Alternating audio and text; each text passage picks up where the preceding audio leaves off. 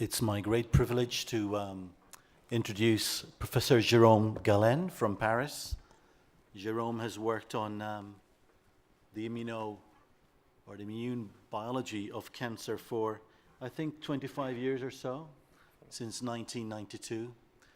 Has published extensively in the field and really unraveled some of the complexities of immunobiology in cancer, including developing an immunoscore, a biomarker of this. So it's a real privilege for us and a treat to have Jerome here. So thank you for coming, Jerome, and we're looking forward to your plenary presentation. Thank you. Thank you very much for the introduction. Thanks for inviting me. It's a pleasure to be here. And so I'm going to talk about the immunoscore, the immune microenvironment in cancer. Here are my disclosure. I'm the co-founder of an immuno-oncology diagnostic company, AlioDx, and I do talk to people in pharma. So if we go back to the definition of cancer, of course, cancer is a genetic disease due to alteration, mutations, instability of the genome, chromosomal instability, microsatellite instability, epigenetic features, which translate into the TNM staging system, which is the progression of a cancer into the primary organ, the invasion into the lymph node or distant metastases, the early metastatic venous emboli, and basically based on this aggressiveness and based on this progression, we classify patients into early stage cancer or late stage cancer, and of course this defines also the severity of the disease and the way to treat the patients. But what I'd like to propose is that cancer is not only that, and that cancer is a dynamic interaction between normal cells that are becoming tumor cells, carcinomas, and the immune system and the immune response, and that there is a constant dialogue between the two. And in fact, what we found out was that all these key parameters, the tumor progression, the invasion, the fact that the patients will have a recurrence, are dependent on the pre-existing immunity and on this assay that I'm going to describe, immunoscore. In fact, the pre-existing immunity is determining the fate of the tumor cells and is determining also the fate and the survival of the patients. And now that we have effective and efficient immunotherapies, what we see is that in fact the pre-existing immunity that the patients have is determining the likelihood of response to immunotherapy. So cancer tumor immunology was a long story, but basically most of the people except a few immunologists, very few people were interested, and immunotherapy was not very efficient until 2011, where ipilimumab was approved to treat melanoma patients just by targeting T cells with an antibody against a checkpoint receptor at the surface of the T cells. And then in 2 years, everybody got interested because of the massive success of another checkpoint, anti-PD-1 or PD-L1, in multiple cancer types, including lung cancer in 2013, and multiple checkpoints were developed. And there's a massive now interest by all the field, scientific industry in immunotherapy. What led to this founding principle of immunotherapy was the fact that there was in early 2000 the demonstration of immunosurveillance in knockout mice model, and there was the demonstration of the major importance of this pre-existing immunity, so the natural immunity and the natural intratumoral T cells in humans, which I will describe. And of course, the development of this checkpoint receptor at the surface of the T cells, first in mouse models and then in clinical trials. And there are many ways to reactivate the immune system and to target T cells, many of which are already approved by the FDA and the EMA. So the checkpoint receptors, so antibodies recognizing anti-CTLA-4, anti-PD-1, anti-PD-L1 have been approved. There are many more to come because there are many other checkpoint receptors at the surface of a T cell, co-stimulatory receptor at the surface of T cells, cytokines, or engineering T cells coming from the patients and to reinfuse them with adoptive transfer of T cells has been shown to be very efficient with CAR T cell therapy, for example, also approved. And there's this massive approval of these antibodies, in particular here checkpoint receptors, to target T cells. So first in melanoma patients in 2011, and then in many, many cancer types. And in fact, this is by activating the immune system or reactivating, unleashing the immune system is valid for any cancer type. And this is the current objective response. In red, you can see FDA-approved cancer types for which anti-PD-1 and PD-L1 have been approved. So massive numbers of cancer types in which the reactivation and the unleashing of the T cells shows objective response. So when we started to deeply characterize the tumor microenvironment in human cancer, I was not interested in a particular cell type, not in a particular molecule. What I really wanted to understand is the biology of cancer by looking as best as we could with systems biology at all the components of the immune microenvironment and of the microenvironment of cancer. And this is possible because we can evaluate with omics technologies and including immunomics technologies, we can evaluate, then characterize and quantify the immune response that the patients have. So back in 2005, to my surprise actually, we were interested into the evaluation of the immune response in relation with early metastatic invasion. So the presence of tumor cells inside the blood or lymphatic vessels in the primary tumors. And I was expecting to find some bad parameters that would lead to an increase in early metastatic invasion. But what we found was the opposite. We found that in fact there were parameters, immune parameters, in particular memory cells, memory T cells, and effector memory T cells, which were correlating very strongly with the absence of these early metastatic invasion and protection, which translated into improved clinical outcome.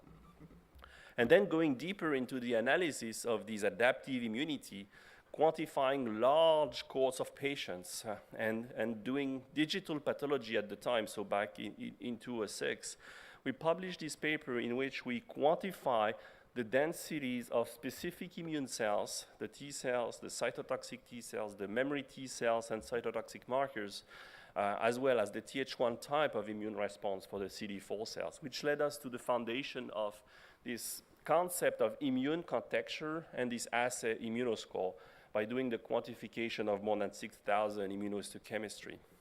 And what we found in comparison to the way of classifying these patients by the TNM staging system, the international classification, stage 1 cancer being early stage, stage 2, T3, T4, more advanced, no metastasis, stage 3, of course, having lymph node metastasis. In comparison to this gold standard classification, when we quantify the adaptive immunity, the pre-existing immunity of the patients by quantifying the density, the precise cell numbers per square millimeter of surface analyzed in the whole resected tumor, both in the center of the tumor and at the invasive margin of the tumor, what we found was the densities of memory T cells quantified in both regions showed a very distinct outcome for the patients. The patients that had a high memory T cell density in both tumor areas, the center and the invasive margin, had a very long survival here, disease-free survival with no recurrence for 15 years. This is a very long follow-up, as you can see, with more than 80% of the patients having no recurrence for 15 years. In the opposite, the patients having a low density of these memory T cells in both tumor regions had a dramatic outcome with very rapid tumor recurrence. The most striking finding was the fact that this was happening regardless of the stage of the patients. The patients at a later stage tumor, if they have a good adaptive density of memory T cells, the patient was protected against recurrence. In the opposite, the patient at an early stage would have a very rapid tumor recurrence if the patient had a low density of memory T cells. So this coordinated adaptive immunity, rather than the tumor invasion parameters, is really predicting the clinical outcome of the patients. And the novel paradigm came at the time when we did the Cox multivariate statistical analysis to test the strength of the parameters and the dependency of the parameters. Not only this evaluation, immune evaluation, which we call immunoscore, is significant on a Cox multivariate analysis. This is for all patients for overall survival. But putting into the Cox model the strongest parameters, the T stage, the N stage, the grade of differentiation, together with the immunoscore, not only immunoscore is highly significant, but the other parameters are no longer significant. They are statistically dependent on the pre-existing immune response. They are statistically dependent on the immunoscore of the patient. And so we put this idea that there are important key immune parameters, which we call immune contexture within a tumor, the nature, the type of immune cells. There are immune functional orientation for CD4, the Th1 type of response, the density of the immune cells, and their location in the different areas of the tumor, in particular the center, the invasive margin of the tumors. And so there are two, if we cite this Jean de la Bruyère, two quite opposite qualities, equally biases our minds, the habits and the novelty. I think it applies quite a lot. Of course, when there's a new idea or a new test, it has to stand the test of time, and I will describe some of the further analysis that we and others have done. So this is another study that we published in 2009 in the GCO, analyzing the early stage colon cancer patients. And you can see with the white dotted curves, the survival of these patients with stage 2 on the left side, by quantifying the memory T cells and the cytotoxic T cells in the same way in the center and invasive margin of the tumor. The red curve is the patients having a high immunoscore 4, so high densities of both markers in both regions. And then you can see immunoscore 3, 2, 1, and 0. You can see the huge difference in survival with 18 years of follow-up in those patients. So you can pick up very aggressive or very high-risk patients with a low immunoscore, even though they have an early-stage tumor.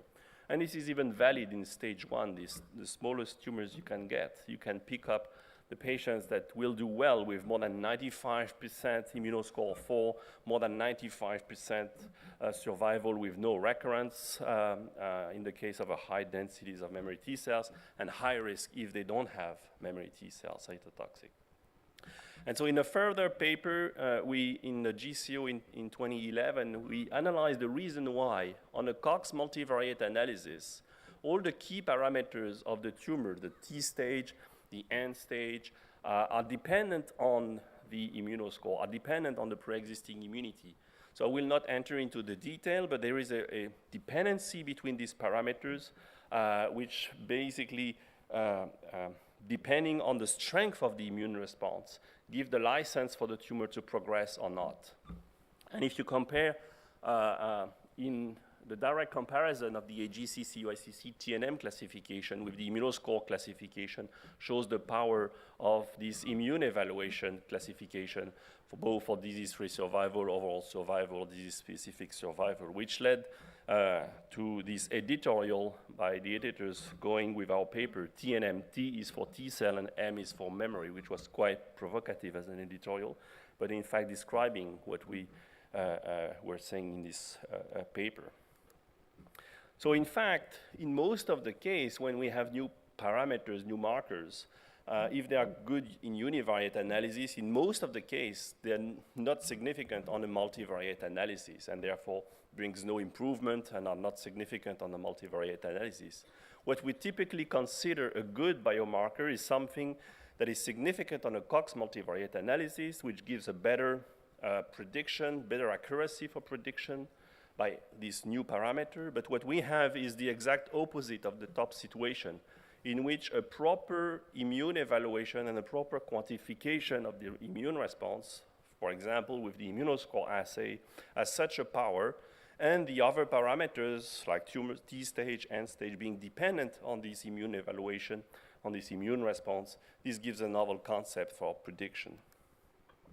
And so back in 2006, with our science paper, we proposed that there are major different types of patients with non-inflamed tumors, these low immunoscore patients that have an absence of immune response, and then there are these hot inflamed tumors with a high immunoscore.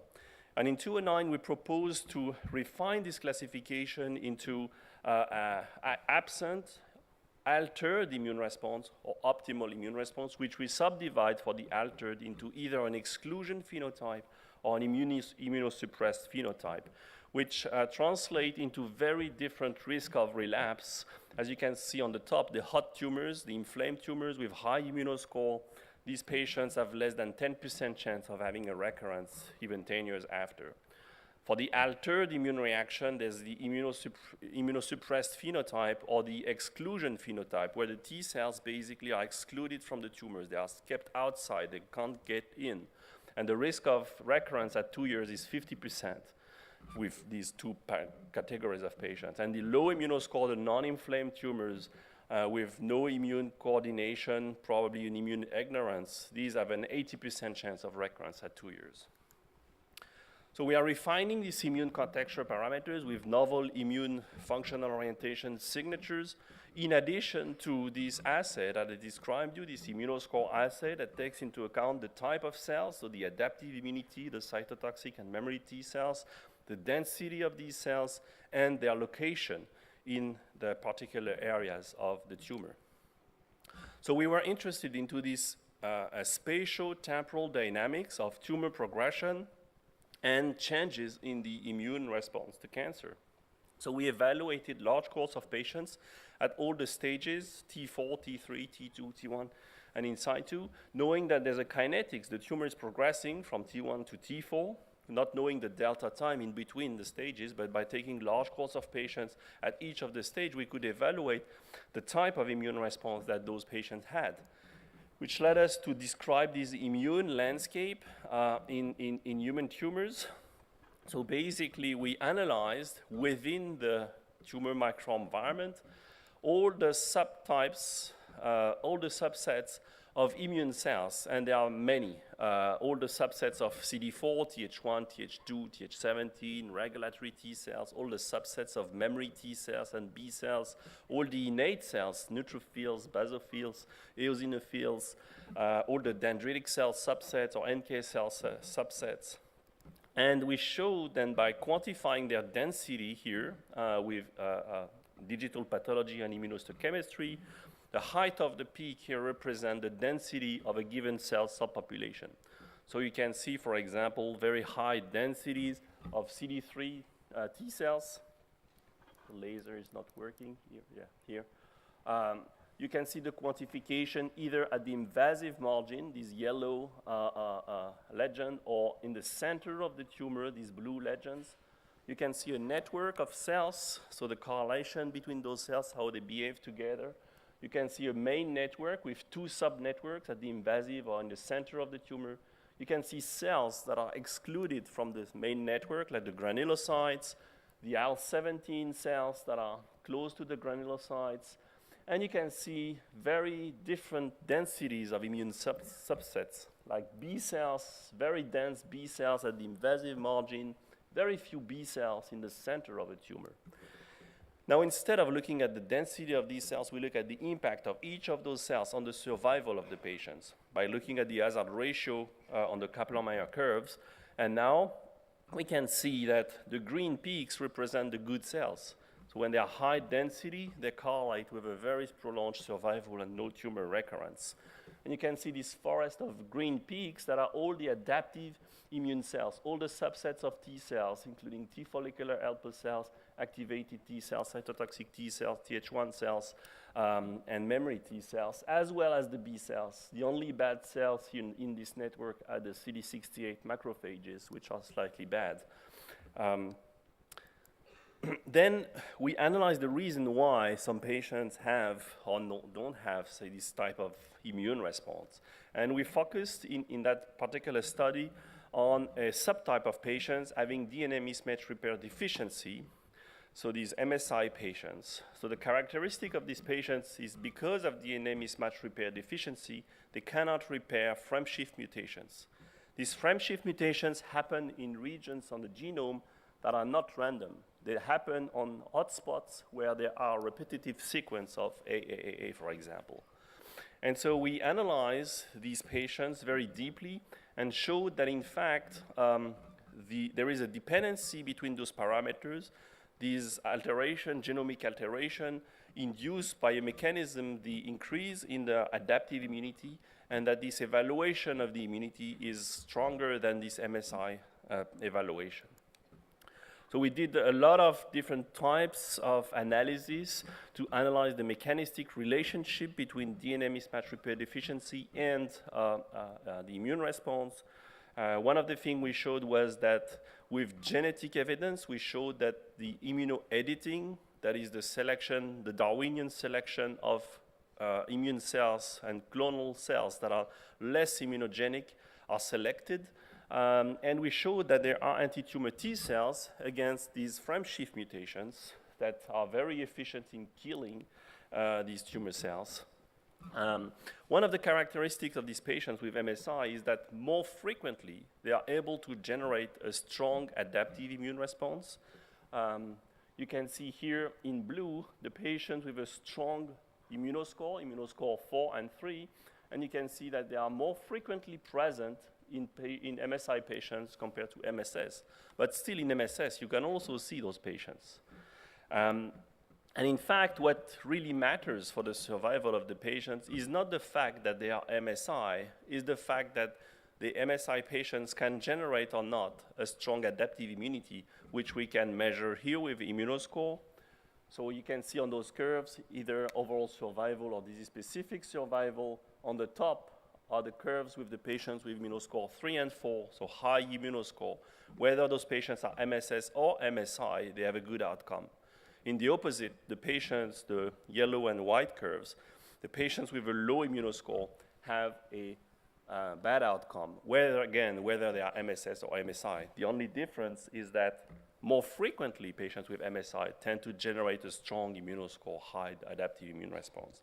And you can see on a multivariate analysis the dependency between immunoscore and MSI, which is no longer significant in comparison to immunoscore. So there are these patients that are very, very different in their pre-existing immunity, some with no T cells inside their tumors, these cold tumors, immunoscore 0, and those patients full of T cells. And of course, the likelihood of response to a checkpoint receptor inhibitor that is targeting the T cells is much, much higher in those patients having T cells in their tumors, whereas those patients not having T cells in their tumors are very unlikely to respond to checkpoint receptors and would need a different types of treatment like CAR T cell therapy to reinfuse T cells or to get a T cell priming with cancer vaccine. But this is not as simple as this, of course, because this is a black and white type of picture. And in fact, there's everything in between immunoscore 0 and 4. There's intermediate immunoscore with different types of immune defects. So there are different mechanisms that may explain why there are more or less T cells.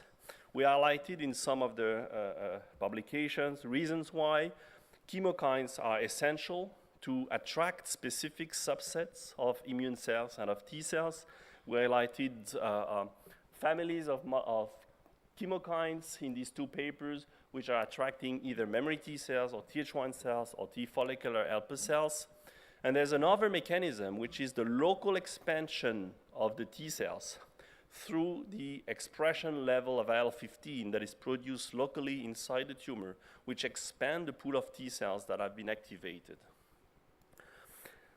So these parameters, these immune parameters, not only in contrast to other parameters, not only they are prognostic, but they are also predictive of response to immunotherapy, and they are mechanistic, which means that what is happening in the patients that are responding to immunotherapy, what's happening is that these same parameters, the cytotoxic T cell, the Th1 type of response, interferon gamma type, are increasing after treatment when the treatment is efficient. So going from the deep analysis of this immune contexture to this immunoscore, that is a simple and powerful test, immune test, we wanted to push this for translational activities up to the point where it could be used in routine practice. And basically, if you look at cancer classification nowadays, this is for colon cancer, but it can be for any type of cancer. all the classification is based on tumor cells. It's based, of course, on the TNM, the progression of the tumors, the invasion of the tumors, is based on different ways of classifying cancers based on tumor cell characteristics, either by the morphology of the tumor cells, what type, is it a mucinous type cancer, is it a medullary type cancer, either based on the tumor cell of origin, is it a goblet cell-like, is it a stem cell-like, etc., based on molecular pathways like chromosomal instability, microsatellite instabilities, etc., on deep genomic characterization, on mutations, types of mutations, or on tumor gene expression signatures. Basically, we don't know anything about the immune system of a cancer patient. There is not a single test to tell us something about the pre-existing immunity of a patient. So the idea of Immunoscore is to put a first immune-based assay that could be done in routine, and you have seen the power of such an assay, by doing the simple immunohistochemistry with cytotoxic T cells markers, and to quantify them because the density is essential, and taking into account their location inside the tumors. And this really matters because this is the median overall survival of patients with Immunoscore 4 on the right. You can see that these patients will survive more than 15 years, just based on Immunoscore parameters. The Immunoscore 2 patients, the median overall survival is 5 years, and patients with Immunoscore 0 have a less than 2 years survival. So we put this consortium back in 2012 to test and to validate this globally. We had good response from many centers, big centers in many countries, so 23 centers, and each of the centers basically tested this Immunoscore, the density of the cytotoxic T cells. More than 3,000 patients were tested. We had multiple meetings to harmonize all these assays between the different centers. So basically, each of the center in each of the country tested Immunoscore on their patients. They sent the raw data for QA/QC, which were sent to an external statistician from the consortium in the US at the Mayo Clinic.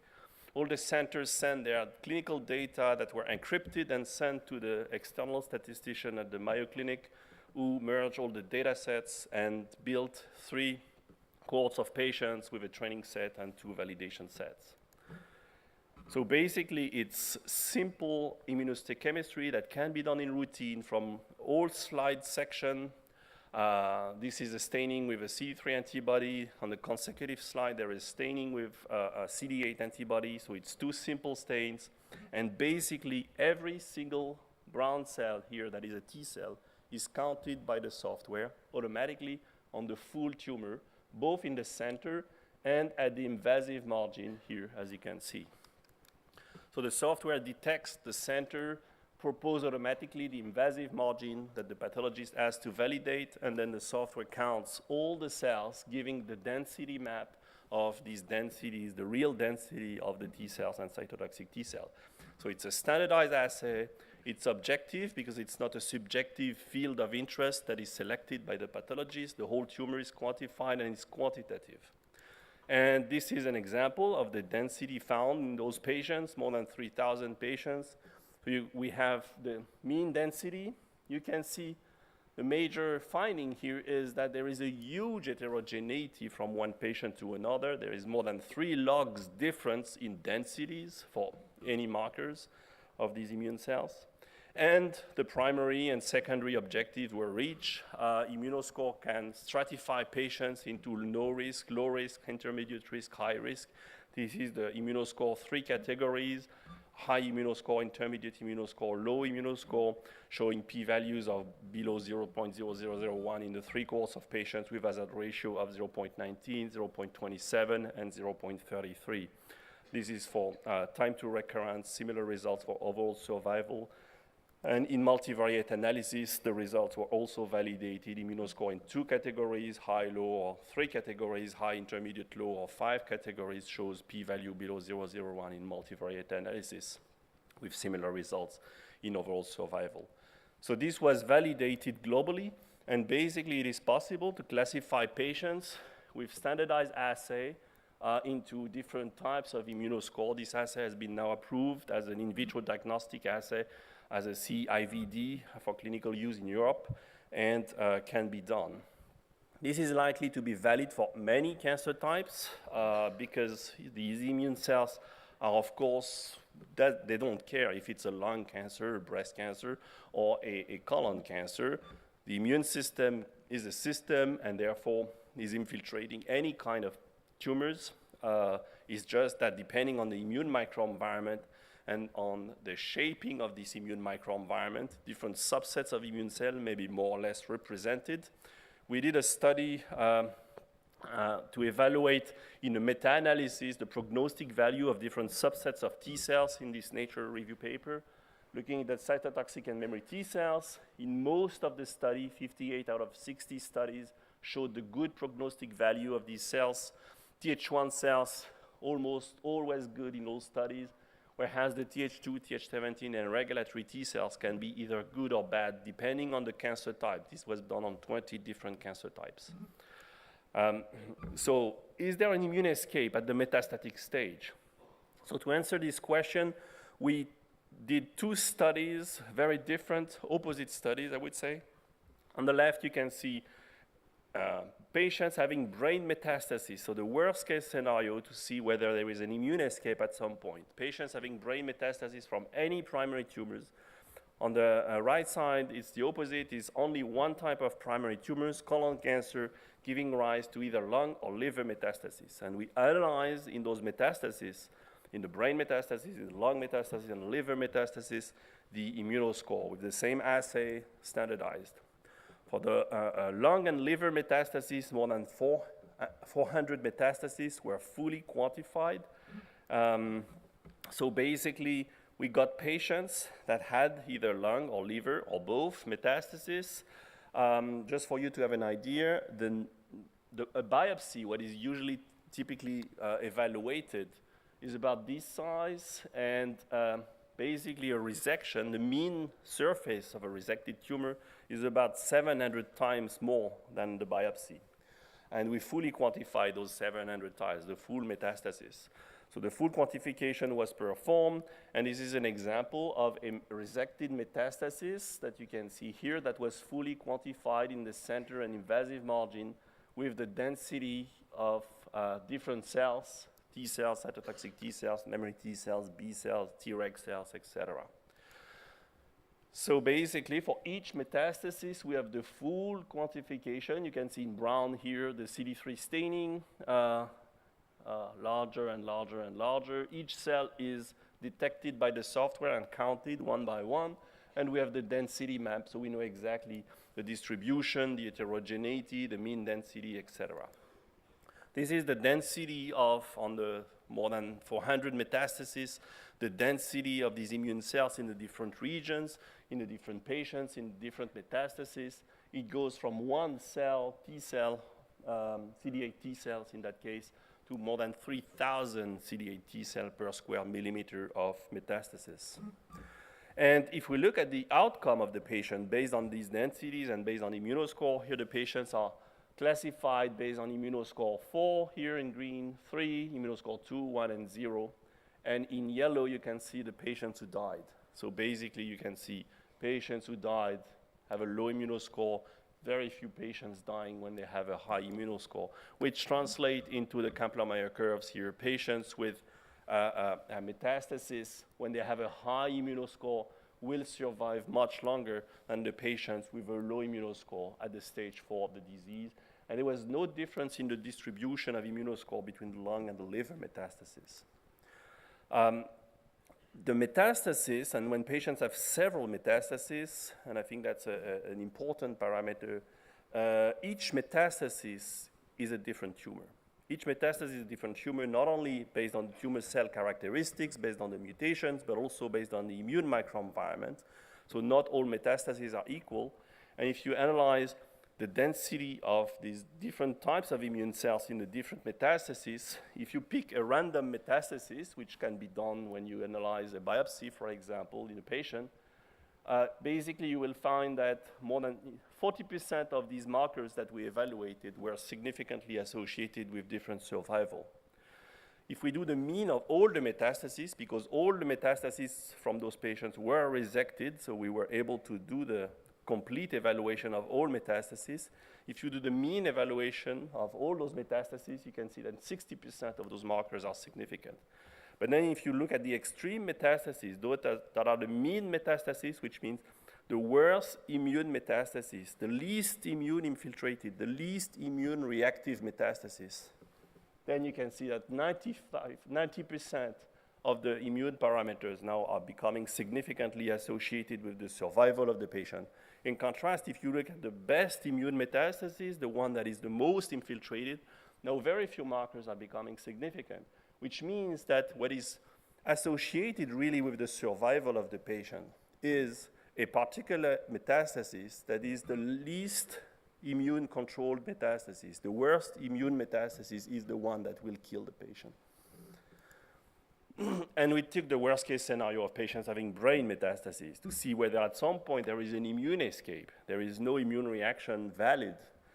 And in fact, you can see even in brain metastases here that were resected, that some have a high densities in the invasive margin. There are T cells infiltrating the metastases. And by quantifying with the standardized immunoscore, the patients into high immunoscore versus low immunoscore, you can see that the patients with a high immunoscore are long-term survivors. Even with brain metastases, those patients here is 5 years survival. So they can live for up to 5 years if they have a high immunoscore on their brain mets.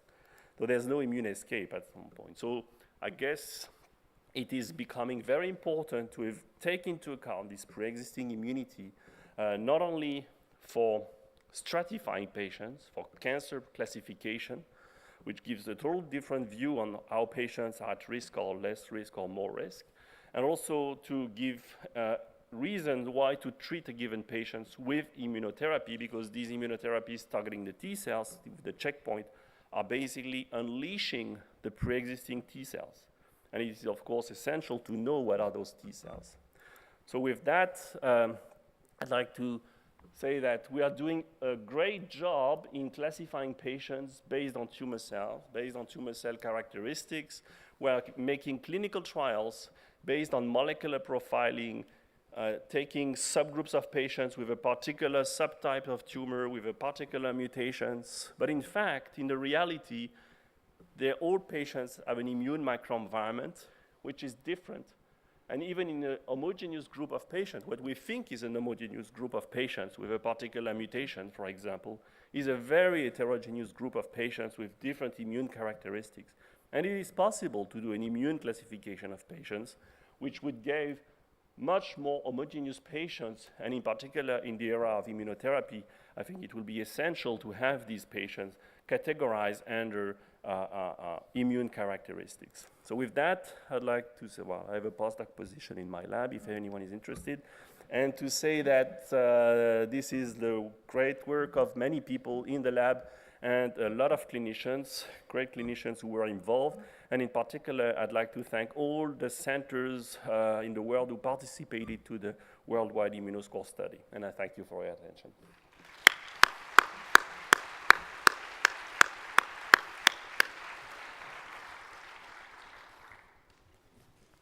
We have time for some questions. You can submit your questions to the app if you'd like to. I'll kick off while you're thinking about going to the microphone.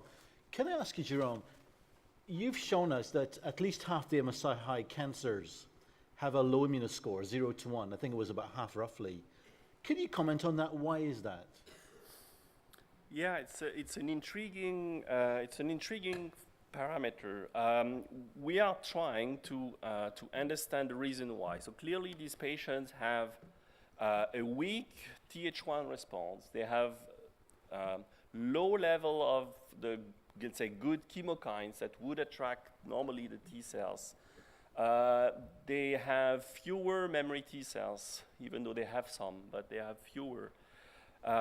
So we are trying to see if they have other genomic characteristics that could explain, even though they have, not, let's say, the normal expected loads of mutations, and in particular of the frame shift mutations as compared to the others, what could make the difference?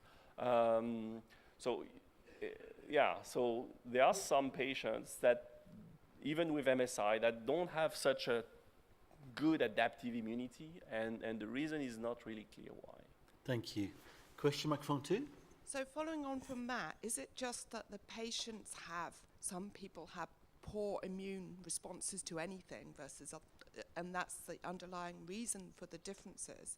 Or is it to do with the mutations that some mutations are more immunogenic? Yeah, so clearly there is a relationship between the immunogenicity of the mutations and the fact that the patient can generate a strong immune response, strong adaptive immune response. So we showed that very clearly in the groups of patients with MSI, but also in patients with MSS. So there is a relationship between the immunogenicity of the tumors and other parameters. So any type basically of tumor alteration that can be detected by the immune system can lead to a stronger adaptive immunity. And there are many reasons why a tumor, a cancer can be immunogenic. It's not only the point mutations, it's not only the missense mutations. There are many other ways by which a tumor can become immunogenic or not. For example, there can be aberrant splicing, which give rise to new peptides that can be detected. There can be aberrant glycosylation, which gives aberrant glycosylated peptide that again can be detected by T cells. There could be altered phosphorylation of peptide, which are usually not happening, which gives rise to phosphorylated peptide. All these have been described and it has been shown that there are T cells against those specific entities. So there are, beside, let's say, the classical point mutations, missense mutations, there are many, many reasons why a tumor can be more immunogenic. For the genetic, let's say the intrinsic SNP that could give to some patients some advantage versus others, so probably we are not all equal in our capacity to generate a strong immunity against cancer or against other things, bacteria or any virus. We have tried, but I believe the SNP impact, the polymorphism that every one of us have, probably plays a minimal role, and it's the combination of many, many polymorphism, immune polymorphism, that may shape a better or weaker immune system. But I think the most important is really the recognition by the immune system of altered tumor cells. And by altered, I mean by many ways, by many means. Question microphone 3, sorry. I wondered if you could tell us if there's any evidence that you can change the immune score with systemic therapy, preoperative chemo or targeted therapies, where you can actually change the immune and probably the prognosis based on that. Yeah, we are starting to evaluate that, and there are many reports. So when I meant the immune contexture parameters are mechanistic, it's exactly what I meant, is that there are immune characteristics, including the densities of the cytotoxic T cells, which in the case of an efficient treatment is increased. So immunotherapy can do that. It's been shown that patients with anti-PD-1 treatment, for example, have an increase when they are responding of cytotoxic T cells. There are many other cases in which it has been shown, like oncolytic virus or oncolytic peptides, for example, can do that. Radiation also, there are studies showing that radiation, probably by doing an immunogenic cell death in the tumors, changes the immune microenvironment and can lead to an increase in cytotoxic T cells. So there are many different types of therapies. For example, in the targeted therapy, anti-EGFR, for example, therapy, can probably through an immune-mediated mechanism can increase the densities of the cytotoxic T cells. So there are studies in preoperative settings in which, for example, anti-EGFR therapy has been given, and the comparison of the biopsy before treatment and the tumor resected after anti-EGFR treatment showed that there was an increase in the densities of the cytotoxic T cells. So there are probably many therapies, including targeted therapies. There's another example that is the combination therapy combining MEK inhibitors with checkpoint, showing that in fact patients with a low immunoscore or low densities at baseline with a MEK inhibitor would increase the densities of the T cells, which we now will be more efficient in the treatment with anti-PD-1. So MEK inhibitor can also induce. So there are many ways and many therapies that can change directly or indirectly the immune microenvironment, including the cytotoxic T cells. Microphone 4 at the back, and then microphone 2. Is there any research or anything out there already about imaging in this setting? So sort of functional imaging that would give a picture of the immune microenvironment of the tumor without having actually removed the tumor? Yeah, I think in the future, I see that as a great potential. I think nowadays the sensitivity is not good enough. So you need to pick up. The difficulty is that the immune system is highly complex. There are many, many different subtypes of immune cells. And of course, a Treg cell is the opposite of a Th1 cell. And a Th17 cell is very different from a Th1 or from a Th2. And they are very similar, except for a few markers. So we know the markers, we know the transcription factors but we need very specific markers to be able to pick up a specific cell type, immune cell type. So we need specific ways of visualizing, maybe through PET imaging, and a very sensitive way because their density is essential. And I think nowadays the technology is not yet there, but I hope it will become available. Thank you. Microphone 2. So a naive clinical question, potentially. In breast cancer, inflammatory breast cancer has got the worst prognosis, but it would appear clinically to have the most immune response. So what's happening? It depends what you are measuring, and it depends exactly how you're categorizing the patients into an inflammation phenotype. Inflammation can mean many things. Can mean increased neutrophils. Can mean increased macrophages. It can mean increase of T cells, but it can be NK cells. It can be NK T cells. It can be Treg cells. So I think a deep characterization and a deep knowledge of really what this inflammatory phenotype is essential first. And probably in this bag of inflammatory cancer phenotype, there are many subgroups of patients, I would think. Then, of course, the adaptive immunity, which is very protective, is constantly facing the fact that the tumor cells are proliferating, are accumulating mutations, and are accumulating also many, many immune escape mechanisms, immunosuppressive factors.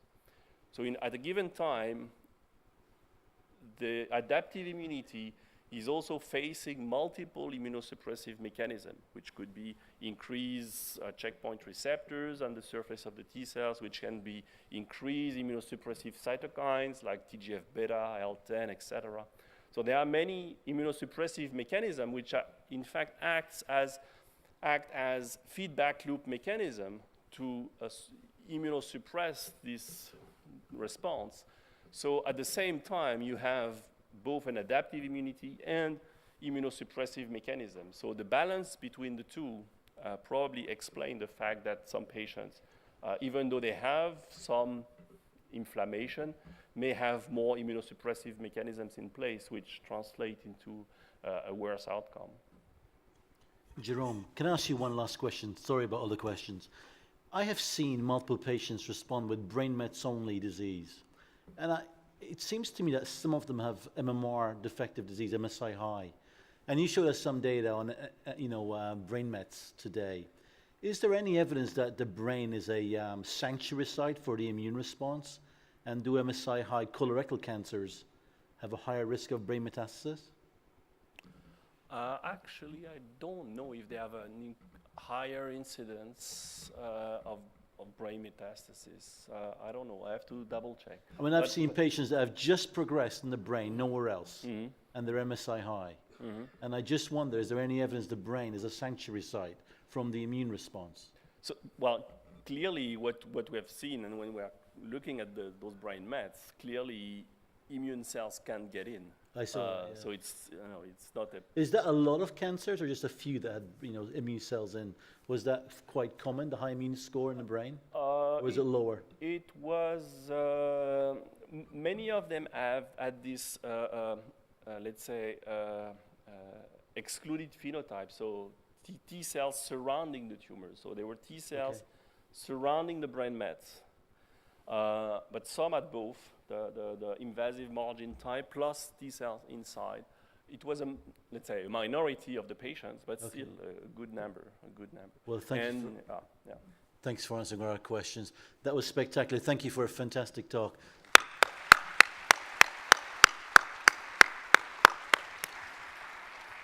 There is now the networking session till 11, and then there's a multiple parallel sessions at 11. Some superb sessions. Thank you. Brilliant.